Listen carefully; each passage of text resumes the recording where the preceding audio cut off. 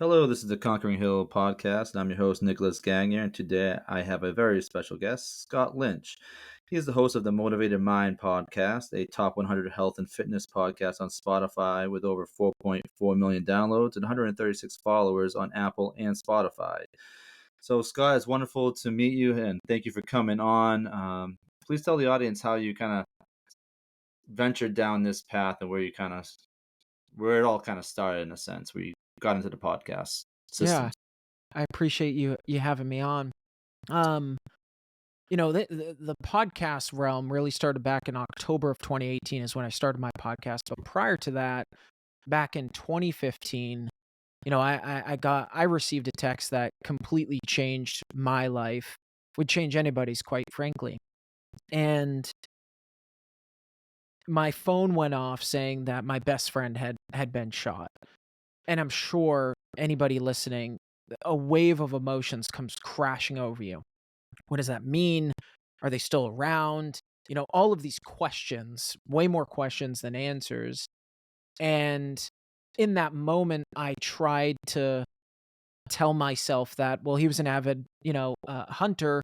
Maybe he accidentally had an accidental discharge, shot himself in the arm or leg, right? Try not to go to that worst place scenario that we're so guilty of at many junctures in our life. And it was another 5 or 10 seconds that felt like eternity before I got a text from this friend that's telling me this, that no, he had taken his own life. And he was my best friend. And for about 2.5 years, I faulted myself for the situation. I played the victim mentality. How did I not see his pain? Why didn't I hang out more with him? Why didn't I ask more how he was feeling or doing? All of this guilt that kind of bottled necked into that situation and quite frankly compounded. And, I spent a lot of time in therapy, which I highly suggest for anybody, irrelevant of your situation in life, whether you feel you're in a good spot, an okay spot, not a great spot, best thing you can do. And what I really found out through that experience and just spending a lot of time listening to my thoughts rather than suppressing them, like where so many of us are guilty for, was that I asked myself a very big question, which was this: could I use such a traumatic, dark situation to create good and compound light in the world? And the answer, after a lot of time with my thoughts and listening to my thoughts, was yes. And then the question after that was, but how? And that took a lot of self reflection as to, well, what am I good at? What do I enjoy doing? And that was really talking and conveying complex messages into hopefully the most simplistic form. And so what I sought to do was to grab my words and be able to transcribe them into a way that was easy for people to understand mindset, or listening to your thoughts or shifting your perspective on the world. It was just I needed a medium. And I came across podcasting in 2018. In October of 2018, I started the podcast. I think it was like October 15 of 2018. And ever since, I've just been every single week, 2 episodes, Monday and Thursday, have not missed a date, even through my first child's birth and through being sick and all of these things, because my mission has been so much bigger than just, me as an individual. And that mission is to help elevate people to a position where they're able to shift their perspective on the world and their capabilities and find meaning in what they are doing every day and do more of that every day, unlock their superpowers. And so that has transformed into a business now at this point. We've got coaching, we've got a newsletter, we launched a course. It's really evolved in many different ways since. Well, see, that's the perfect example of taking a horrible situation and using it as fuel to, like you said, make the world a better place. Help others along the way, and Yeah. sometimes the worst experience in life can, in a in a weird way, it can be the best experience in your life too. Obviously, you don't want to see anyone die. Mhm, But his death didn't go to vain. So you are mhm. using that and using his memory to create good in this world, and I commend you for that. And obviously, today's world, it is easy to play the victim, and Yeah. we see it all the time, whether it's people we know, or certain aspects of society. Like, why do you think that? Why is it so easy for people to play the victim? I think it's really 2 reasons, and everybody has their own perspective on this, but my perspective is, number 1, it's easier to play the victim, right? It's easier to just say, "Well, I don't have the capability to do Y, or the government's in my way, or my parents' divorce was the reason, or I didn't have enough money to get the education I should have received," right? Those are easy outlets. Those are easy doors to choose, right? So I think that's number 1. Number 2, I think society has echoed this idea that you are not capable or you need to do certain things to become successful, like go to college or, go to corporate America. And everybody has their opinion there, but I think that plays a significant role in there. These are easy options and outlets to say, well, one, I it's much easier to just be content with my life and do this every day and get to point fingers, right? It's the man in the arena syndrome, right? It's so much easier up in the stands pointing down to the gladiators or the football players, the soccer players, whoever, and being like, "How the hell did you miss that?" Right? That you're paid $3 million a year. That's easy to say that, as opposed to putting in the work when nobody's looking, right? To not bow down to defeat and struggle and hardship, and to continue to understand the long-term reward, right? That is a very difficult thing to break through. And it compounds when we are surrounded by people sometimes that have that same exact thinking. And then we go, must be true. Stacy said it, Steve saying it, John saying it, right? So I'm no different. This is just reality. And it's not. And it's such an easy vortex for us, or tide for us to get pulled out to. And it, you listeners might be thinking, well, how do I get out of that victim mentality, right? How do I break what has been so ingrained in my mind? And I think the best way to do that, there's a really simple step. And the first step is really look around at those that are successful. And I want to be clear here, success can be measured a billion different ways, Of course. right? And so it's important to understand what that definition of success means to you, because 99% of the time, at least in my eyes, it's not linked to a monetary value, your net worth, or how much you have in your bank account. For me, it's impact created. That's the ROI, but for everybody it's different. And then once you have that definition, look around to other people who have achieved what your definition of success is. And many of them are first-time immigrants. Parents were divorced. They didn't get the best education. I've interviewed many of them on my podcast, and they all have this common thread that kind of rips through each of them.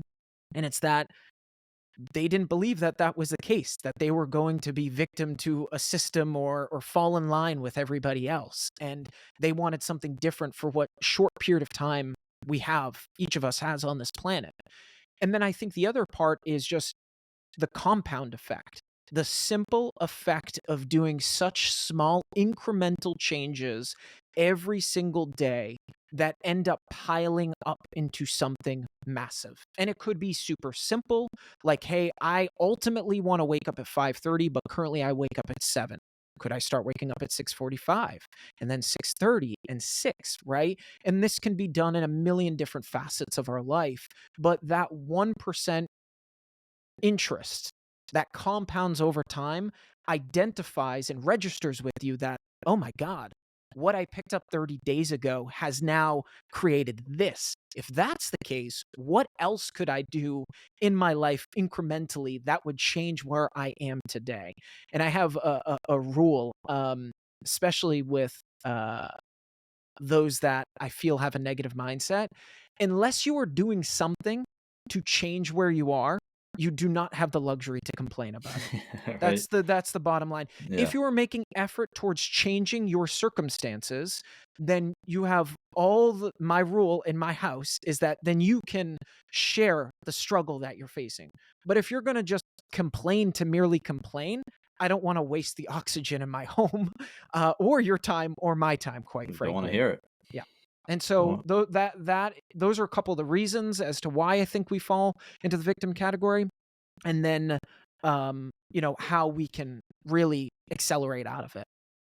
right. Like you said, small incremental steps, discipline can, we all know about discipline. If we can work towards it and be consistent with it, which I've always found in my life, depends what it is, what I've been trying to do. Discipline is the most difficult thing to live by in a sense, because we have all these forces and, life just takes over, pulls you, pushes you in different directions, between work, family, everything, right? Because there's always something going on, and, life is Yep. just, it's coming at us 100 miles per hour all the time, sometimes even faster, right? So if you Mhm. can be disciplined, the better. One thing I do like to do when I wake up in the morning, I'm 40 years old now, and the first thing I do, besides stretching my back real fast, is I hammer out 41 push-ups. Oh, Bam, nice. start my day. Yep. 41 push-ups, because if I can, and if I and I don't miss that, because I won't miss a single day of that, because I know if I miss that, my whole mind is different.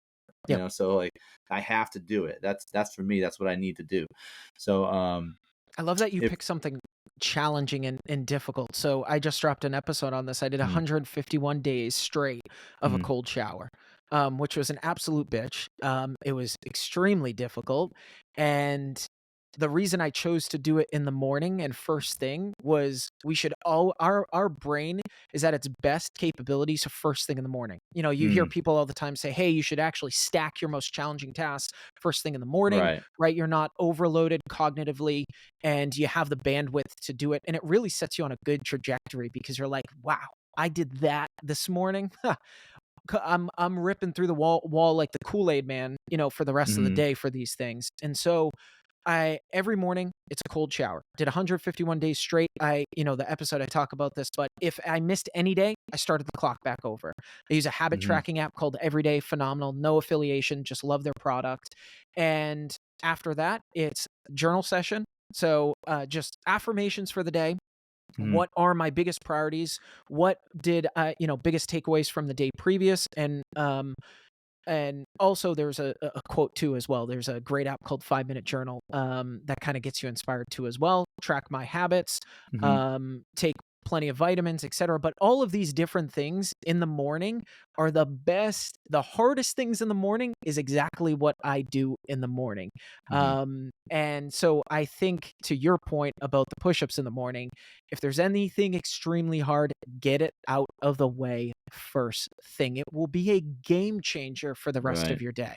There's like a snowball effect, right? Yeah. Once you do it, it's like, all right, well, on to the next, on to the next. I mean, that's what I teach in the military. Make your bed. First thing, make your bed. Yep. Because you've already Sense you of already accomplishment. successfully done something correctly. So now you're more apt to do it even over and over again. And I think, like you said, the small things, even as a small thing as doing push-ups in the morning, jumping in a cold shower. Now, granted, not that's not for everyone. I mean, in Yes. Panama, we have even though it's hot in Panama and at the hostel, we just finally got hot showers, hot water this Wow. past year. We were running for 6 7 years without hot water, and the cold water showers were still great. I felt better getting out of the cold water showers, and maybe Yeah. not all the guests loved it, but you know what?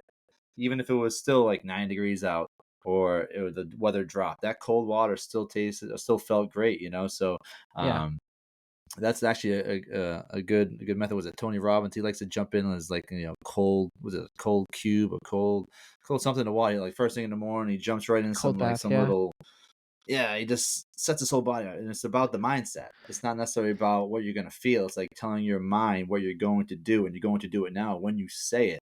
Yeah. So like I don't hit the snooze button anymore, right? Yep. If I hit it, if I wake up, I gotta wake up. I Yep. just gotta do it, and if I start stretching my back in the morning, and if I even take a split second just to close my eyes, like, all right, you can't close your eyes. Gotta keep going. Gotta keep Yep. going. Gotta keep moving, right? So Yeah. the little things, right? So it's all about training your mind, being disciplined, and anyone can do it. It does take practice, So, but it's staying true to yourself, and holding yourself accountable, because every single morning when we wake up in the mirror, it's like it's us versus us, like there's no one else you're battling. You think these outside forces out there, but you control your emotions every single day, so you can allow someone to piss you off or get angry, but in the end, it's you, it's yourself, how you respond to all those things. So keeping that mindset, staying level, trying to get better every single day. At the hostel in Panama, when we first started building it, I painted, like, this particular dorm room was originally built for just the volunteers, and we painted right over the wall, "How are you going to get better today?" Hmm. So every time you open up Like that that. door, you're gonna read that, Yep. so it's the little things to remind yourself, because everything, it is a process. And like Hmm. you spoke to earlier, like just the little things of compounding over and over again. You might not see the results after a couple days, but over a month or so, or a little bit longer, you're gonna see those results. And you're gonna see the best people, the most talented people, the most successful people in this world, they're doing the work when no one's watching. Yeah. Right. Right. So if you can Well, hold yourself accountable, and you might not be the greatest at what you do, but you can still be really damn good, you yeah. know? And I think the other thing, the discipline goes back to the victim mentality. Here's the thing, it's when we realize that our actions have a ripple effect. Think about, you're standing, at the edge of the lake, you drop a rock in the lake, or a stick, and you watch those waves ripple to the shoreline. There's so much control when you realize that exerted effort for a consistent period of time creates those ripple effects. And if you can stick with discipline, whether it be doing push ups in the morning, whatever that might be for you, right? Journaling, or eating healthy, or, going to the gym, when you start to stick with things, it's very freeing, because when you start to see the results, you're aware that your actions 3 months ago have now caught up. And that's that ripple effect that you've now taken. And those ripples become waves that you get to surf. And there's something very freeing, as opposed to saying, it's because of them or that group that I'm here today. You're not living life. You're a log floating down a chaotic river, right? That has just been flooded because of, like, winter runoff from the spring. As opposed to saying that I get to direct where the log goes. I get to tell it where it goes, when and how. That creates an immense amount of control and a freeing experience, and then you don't become prisoner to the world. And I think all of us has, the metaphor I would use is a key in our pocket to our cell, and we're just standing in the cell. And it's like, you could just reach in your pocket and let yourself out. It's pretty amazing on the outside. And it's, again, those small little things that end up creating that a breath of fresh air, that I am capable of doing these things. And you're right, discipline is the biggest piece of it, because there are many of us that will start something for a week or 2 weeks, and then we give up because we don't see results. It's this chart of, like, I'm really excited to start this new thing, and then I start this new thing and it's somewhat okay, and then I drop off, and then I get mad that I'm not seeing results, and then I might start up again and I drop off, right? So it's this kind of wave, if it was a line chart. And that's a lot of us experience that. And that's where that short-term gratification comes in, and that long-term, thinking comes in, because we are so privy nowadays with technology. I love it. I think it's amazing, but it also gets us into a habit that I can click this button, I get immediate reward, this dopamine hit to do this thing, right? To post this picture because I get likes right away, or I get feedback right away. And we then take that same ideology and apply it to so many different areas of our life. And that's just not how the real world works, right? Like, we're not yet in the metaverse. You're still in the real world. Are we in And a that's simulation? Is life a yeah. simulation? Yeah. So, and nobody can actually answer that question Right. 100% confidently. So I honestly think, though, to answer that question, there is a relation here. I think we are in a simulation, but not the one you're thinking of or other people listening are thinking of, not the Matrix. What I mean by the simulation is that most of us wake up in the morning. Think of a GoPro attached to someone's chest, an actor or actress. They get up, they're groggy, they rub their eyes, they walk into their bathroom, their eyes are closed, they brush their teeth, they get in the shower, they make a crummy breakfast, they jump in their car. Everybody in the American dream pulls out of the car at the same time, drives to the job that they hate, drives back, is so exhausted and drained from the cognitive load of the job that they don't like, the boss that they dislike, or the company's mission that they don't agree with. because they haven't found their own, and then they veg out and suck in entertainment because they're just so exhausted, and I don't blame them.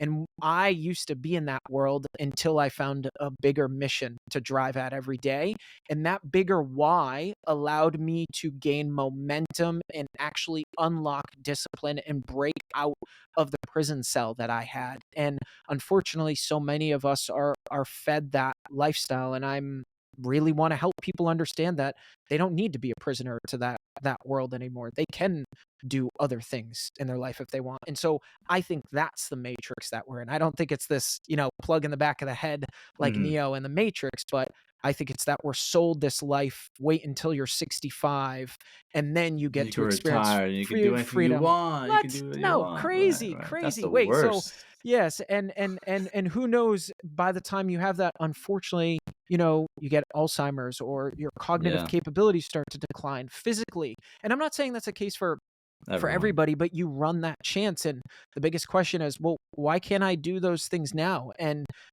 for I think a majority of society, they still think that is a far fetched dream. And the internet has changed. This is where technology is beautiful, has changed for us to have podcasts from across the country or across the world, or become a contractor, right? Or build our own digital offerings and sell them to people, right? Or help people from across the globe. And it's completely changed up the dynamic in on this planet. Yeah, I agree. I mean, breaking away from that simulation where, yeah, I was there once too. It's easy to get locked in because we're spoon fed from the beginning age, right? To go Yep. through high school, go through college, get married, have children, work your ass off till you retire, done. So, when I Yeah. was 20 years old, I wanted to get out of Massachusetts. I wanted to travel, and when I did, I went to Europe for 3.5 months, and it completely changed my life forever because I'm like, wow, there's a world out here. I didn't know much Spanish at the time. I didn't know really any of the languages. I was a typical dumb American 20-year-old kid just partying, having a good time. But I did go see a lot of different, sites, and went to Auschwitz, the Louvre, Eiffel Tower, Croatia, Hungary, Poland, not 9 or 10 different countries. It was just a life changer. Like, wow, people live differently. Hmm. And once that happened, like, I want to travel the world. I want to see these different places. And eventually, I was able to venture off again and visit Costa Rica, and eventually went to Panama, and kind of where I laid my roots down there as well. And people can do that. It's all about getting out of your comfort zone, but Hmm. you can't be afraid of it. You Hmm. kind of have to embrace it in a way, because especially when it came to traveling, you never knew what was going to happen the next day. You never knew what was going to happen that day. Like, obviously, when you speak about the simulation, going to work every single day, coming home, vegging out, watching entertainment, like, we know exactly what our week's going to be. Yep. We know Yep. exactly how much time we're going to work at this job. But when you travel and you're visiting different places, experiencing different cultures, people, food, like, everything is brand new. And Hmm. that will open your eyes, and it can inspire your creativity to find your passion, find your why, because a lot of people don't have that why. Yeah. Why are we here, right? That's always been the age old question, like, why are we Hmm. on this earth? Why are we living? you know some people have to find their why. Why are they living a certain way? What is my why to propel myself or propel my family and friends, or the earth, society, civilization? What is your why? That is the question. So it seems like you have found it, right? You are on your mission. I have found my why, what I want to do in my life. Now, are we finished? No, we're not finished, because there's so much work to do. But Hmm. that's the beautiful thing, because as we go, we learn new things, we meet new people, and it's just like, it's an ever evolving, you know, life, in a Yeah. sense, right? Because I'm not sure how old you are, but I'm 40 years old, and I have no idea what my next 30 years are going to be. Yep. Maybe I can retire at 65, but at that point, like, what's my life going to be like? Well, I have Yeah. no clue where I will be in 25 years. Yeah. Well, I think the other thing, so is the other way that you can figure out the why is to understand. what you don't wanna do, right? Mm, Or why you're doing some of these it's the simple process of elimination kind of working backwards, right? Companies that manufacture products or launch services or anything work backwards. Okay, this is the date we wanna launch it. What do we gotta do for labels, registration, boom, boom, boom, boom, boom, right, to get there, right? Those are kind of those micro stepping stones to get us to the finish line. But speaking of the finish line, what's important about the why and the mission, and you just said this, it's never over because there's always more work to do. It's a good thing that life is not infinite. It's actually a really good thing that human beings only have so much time on this planet because it puts a sense of urgency when we mm, do find our mission.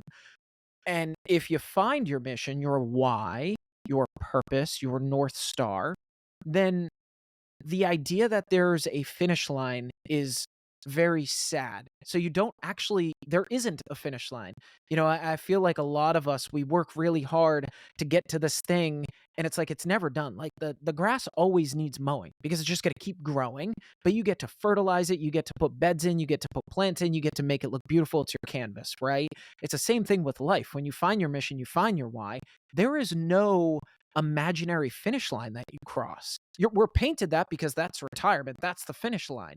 But if you find your purpose, if you find your why, if you understand your mission and you have clarity around that mission, then it's exciting knowing there isn't a timeline.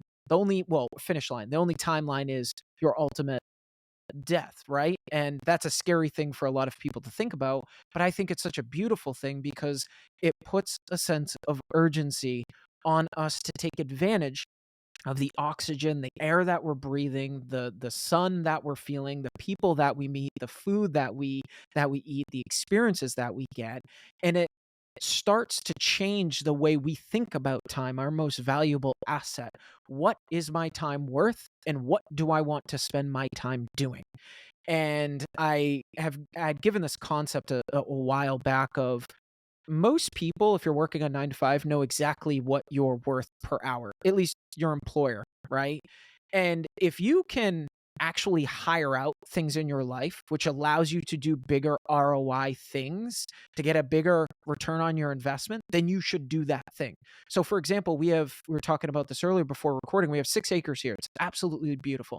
I have been privileged and I'm grateful that I've worked to a place where we don't need to do any of the landscaping around our property. And that was intentional because I didn't want to spend 3.5 hours. I timed it. That's the exact time it takes just to mow our yard. And I hired. That allowed me freedom and to live a somewhat rich life. And I don't mean rich life like loaded with money. It meant that I got to see my daughter smile for the first time. It meant that I got to hear her giggle. It meant that I got to focus on my podcasts and drive more value per episode. Those things are far greater than doing these other things that, we get caught up doing, and then we look at the clock and go, "Well, I don't have any time to do that thing I wanted to do." It's like, "Well, what if you flipped it upside backwards? What if you turned that holographic card around? What would the other side show you?" It might show you that you could leverage your time because we only have so much of it. And so if that's the case, wouldn't you want to utilize it the best way possible? A good example of this too, my wife and I love to go to Puerto Rico. It's our favorite place to go. And the reason that we love Puerto Rico is because the food's delicious, the people are so sweet, and some of the beaches are absolutely beautiful. And so what we did the first time we went there is we looked up on Instagram all these influencers going to different unique places that are off the beaten path, drop pins all on this Google map.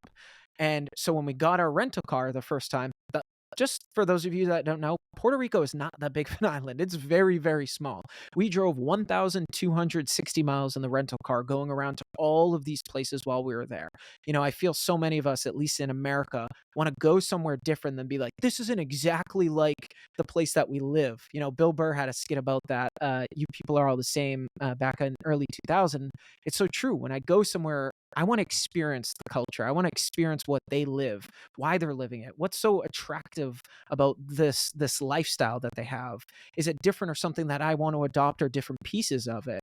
And you start to absorb all of these beautiful, wonderful things that you never had experienced before, and you start to leverage your time a lot differently.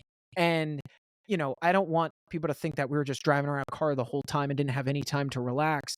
we did, but it was relaxing in these beautiful caves, these beautiful beaches, these beautiful coves, just hanging out in these hole in the wall food places that were amazing. Having a pig on the side of the road with a pig roast, like that doesn't happen very often in America, just pulling over and doing that. And so it's all of these experiences and this different evaluation or lens that you start to put on your glasses every day of like, oh, wow, okay, I could really be leveraging my time a lot differently than what I had thought before. Right, because we all have the same amount of time, right? The richest person in the world to the poorest person in the That's world right. only has 24 hours. So it's how we use our time. Yeah. We all the money in the world can't buy it, right? So Right. we have it, and how, like you said, how can you leverage it? What can you hire someone to do for you? If you have that luxury, now you also have to get to a place where you can do that, and you have to be smart about it. Perfect example, like you gave, and Panama too. Everything's growing all the time. Mhm. I at times I did weed whack the grass, but then I'm like, I can't do this all morning. I gotta hire someone else to do this. I mean, there's certain aspects being about Panama where I do like getting my hands dirty, Mm. planting with my wife and seeing our fruits of our labor, but it's so time consuming, Right. because especially just the upkeep, the maintenance on everything that's continuously growing. It's like, I mean, you're in the tropics. It's just ridiculous how fast everything goes. And as far as pig is concerned, there's one thing I can't really get whenever someone kills a pig in the village, they'll always ask me if I want to buy some. So I'll buy a leg, but they'll show up with a full leg, like 30 pounds of a leg, and I got to Yeah. butcher it. So one week I said to this guy, I'm like, hey, because I was joking with him. I'm like, all right, just give me 2 legs. And I didn't think the pig was that big, but it was like $2 a pound. And he shows up with 70 something pounds worth of pig, 2 giant legs. And I'm like, oh man, I didn't want to spend 140 something bucks today on pork, Mhm. So like, all morning slicing and dicing and just freezing it. So, uh, man, I mean, don't get me wrong though, that pork down there, you can't That's beat probably it. amazing. You It's can't, you probably can't, you amazing. can't beat it. You can't beat it.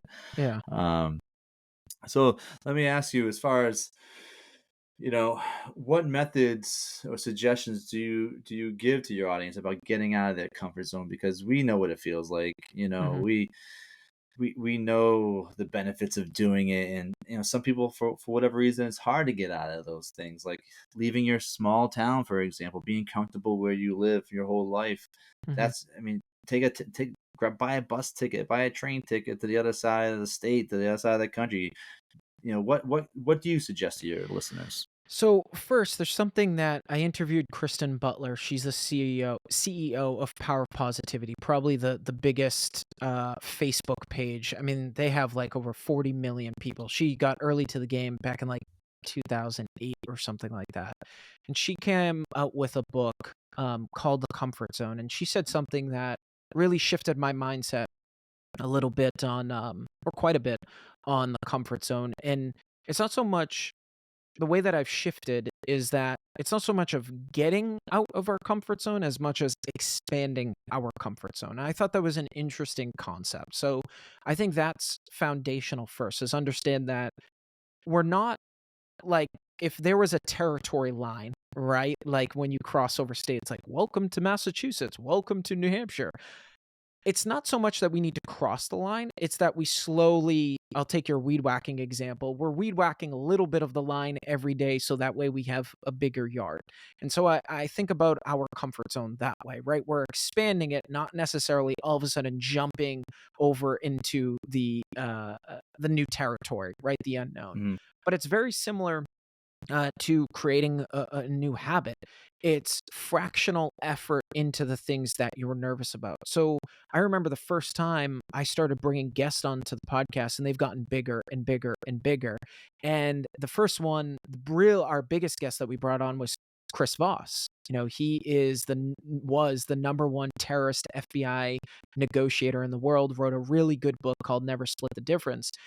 And I remember being so damn nervous to talk to that guy and working it backwards as to, well, why are you nervous? And you start writing these things down and you start spending some time listening to your thoughts. You're like, well, this is kind of silly. Why am I nervous? Like, these reasons that I have up in my head are so mumbled and disheveled, like, all up in there, that it's so hard for me to actually see through to why I was nervous until I started writing these things down. So I think the best thing that we can do to expand our comfort zone, with that being said, is to write out what your fears are, right? Pen and paper are a beautiful thing. Don't get me wrong. Again, I love technology. I leverage it a lot to take more advantage of my time.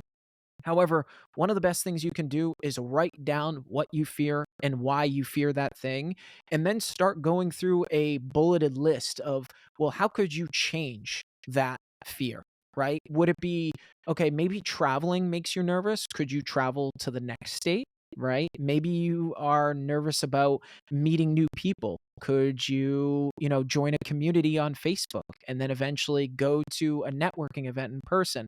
And then maybe a trade show, right? And all of these small little steps, I think it's the same exact habit of creating a new habit or discipline, right? It's fractional effort towards the thing that you're uncertain about. And the discovery or the exercise of expanding your comfort zone allows you to understand at that point that the thing you once feared is there's nothing to fear about it. You just have to open up the door. It's like when we're a kid, how many children are so nervous about there being like something in the closet or something underneath their bed, and the parents like, listen, little Johnny, it's okay. Look it under the bed. I promise you. And they're like, no. And then they take a little peek under there, and then all of a sudden more of their face is exposed under the bed and there's nothing there. Right. I think it's the same way about our fears. A lot of people say, you should just jump in, hit it head on. I think that can backfire, and for some people it certainly works, and that's great, but I think the best way you can address your fears is to just simply expand your comfort zone inch by inch. And after having Chris Voss on, I sought to have bigger and bigger guests on, right? And that allowed me to get more comfortable speaking with very talented, wisdom-filled, accomplished individuals, and allowed me to flex that muscle, get in those reps that there's nothing to fear here at all, right? I think it's just simply grabbing the doorknob, opening up the door a little bit, and taking a peek behind it and seeing what is really there. But first you should write out, what do you fear? Why do you fear? Start going through logical reasoning, because most of the things up in our complex imagination factory are hyper speculative and based on previous fears or things that have been imprinted in our mind, whether it be our parents, childhood, school, society, something you read online. And so when you can get out of those environments and just purely look at a blank piece of paper and write them down and logically work through those reasonings, it has a really amazing power of helping you to push the boundaries a little further than you are today. So true. And I'd like to pivot to self care and how important that is for all of us. Um, Loving ourselves first. I mean, Mm. it sounds selfish, right? That hey, you should love yourself first before you can love others. But explain why that is so important.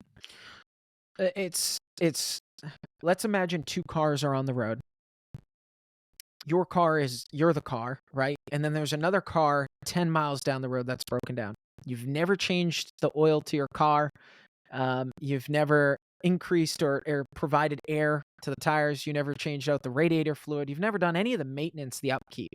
The chances of you reaching that other car to help that bystander significantly diminish for every mile that you go where you do not apply maintenance to said vehicle. That is us through time, right? And so if you really care about your wife, your husband, your child, your friend, your mission that you're on, then the only way to reach those people along that road, that destination, that journey is to take care of yourself first. And so many of us put work before ourselves, put a random stranger before ourselves. And those things are amazing and they all have their time and place. But if you never take the time to actually be one with your thoughts, be comfortable with those thoughts, to understand why you do or don't do certain things, to take a spa day, whatever self healing might look like to you. It's very different for many of us. Could be reading a book, going on a hike, sitting on the beach, right? Working out in the garden. if we don't do those things, we cannot reach the other car on the highway. And so it is maintenance. We are an advanced piece of equipment. And I know that sounds really weird, but that is true. And just like any piece of equipment, whether it be a tractor, a car, or a computer, it constantly needs to go to sleep. It needs software updates. It needs to be cleaned. In the automotive world, it needs oil changes. It needs all of those things to function at its best. And then if it is not able to function at its best, then it's no good for the utility that it was made for.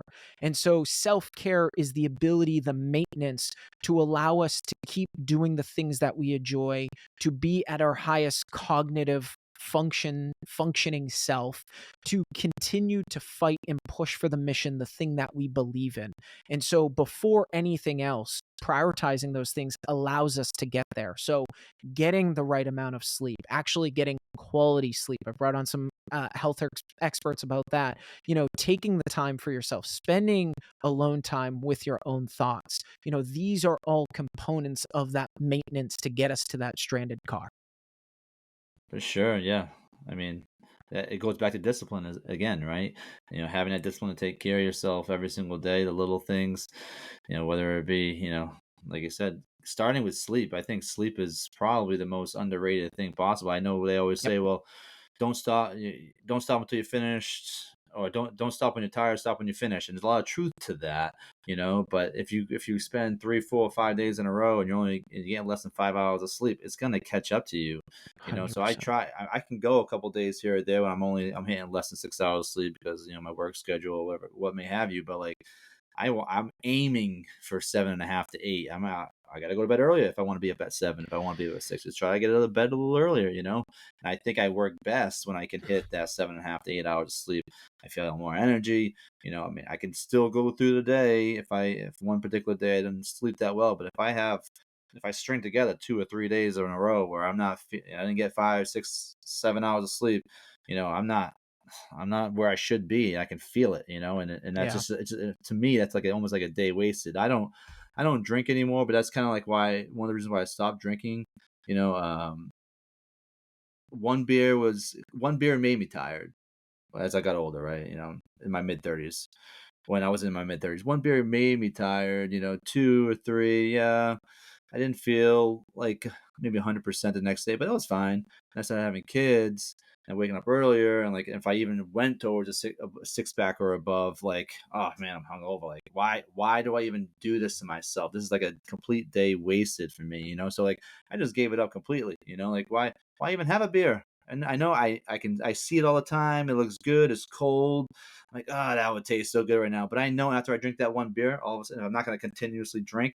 I'm gonna start getting a little tired. And then I was like, well, why do I want to feel tired? Yeah. So it's like I don't look down on anyone who likes a good old cold beer. Believe me, when I see it, I want it too. But like for me personally, like that's just a decision that I made where like if I want to be in the optimal state every single day, which is not easy to do, and even if I do if I hold together all my disciplines, there'll still be a few days here or there where I'm still not 100%. But Of you still course. got to go through the motions. Being 100% physically, mentally every single day is virtually impossible in my Right. opinion because there's balances and everything. Yes. Yeah, you just don't want to go too low Right. when you're dipping. But when you're going high, you want to ride that as high as you can. But sleep's important. Taking care of your body's important. Drinking water, Yep. good water, clean water. Every day. I don't know how much water I drink, but God, man, do I drink water like a Yeah, mofo. I'm the same way. So my guest Devin Burkett had said it best. Most people don't realize the power of sleep because they have never got to a place where they are getting optimal, their best sleep that they can get. And if they did get to that place of optimal sleep, meaning they had deep sleep, REM sleep, because it's not just about the length, it's about the Hmm. quality of sleep that you're getting, because that's when memories are filed away, metaphorically speaking.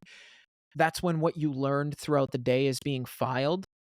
Most people don't understand the power and the value of sleep because they haven't got optimal sleep. So this is a crazy fact.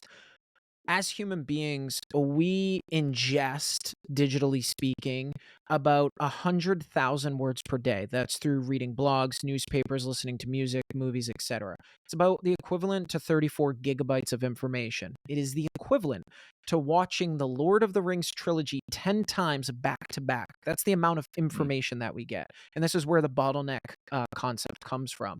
And so, why it's so important is all of that information is no good if you can't digest and process that information. And that's where sleep allows the ability, the processing power to take that information and actually digest that information, put it into those nice organized filing cabinets so you can leverage it later down the road. And I have really prioritized sleep over the years. So I am in bed by 9 o'clock at the latest, and I'm up at 5:30 every single morning. I track everything via my Whoop band. I actually started using these products called Brain Luxury. They're completely natural products, phenomenal startup that I've actually interviewed one of their science advisors and the founder. All natural products. It doesn't use like, melatonin or that other crap that's super bad. Your body naturally produces that, but Mhm. the stuff that you take on the market is about 400x what your body actually produces. So it's very not good for you, and it's very unregulated. So meaning that there are a lot of variations, let's call it, in those products. And it's amazing because I can track the data and understand what my REM and deep sleep looked like in my light sleep and how many times I was awake. And you can truly feel it. I think if you don't have the luxury to have some sort of tracking system, which they're becoming a lot more affordable, Whoop's like $30 a month or something like that, is that it's easy to identify throughout your day when you're exerting more effort for something that notoriously doesn't take that much effort. So being self-aware to say, all right, something's off right now. Normally, I wouldn't feel this drained from doing this task, from doing this thing.